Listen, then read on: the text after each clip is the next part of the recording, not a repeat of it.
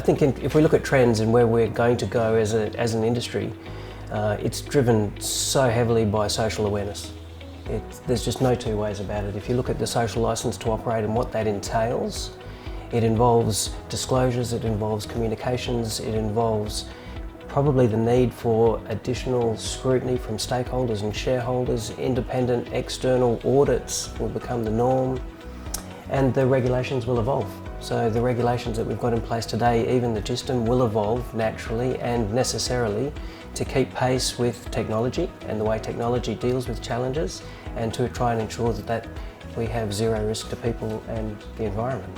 Yeah, and I think we're already seeing some of these changes start to take effect. You know, it's getting harder to get approvals to extend the life of mine, or to extend a tailings dam for the life of the mine, or even approvals to get new mines off the ground.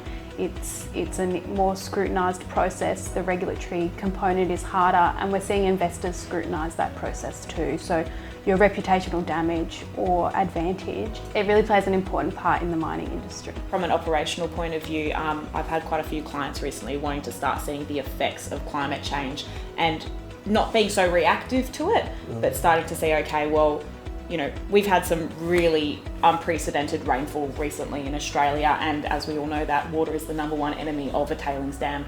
So they're really wanting to get on the front foot and going, well, if this trend continues, what does this look like for our facility? Does this change our dam break analyses, and what does that mean for the wider community?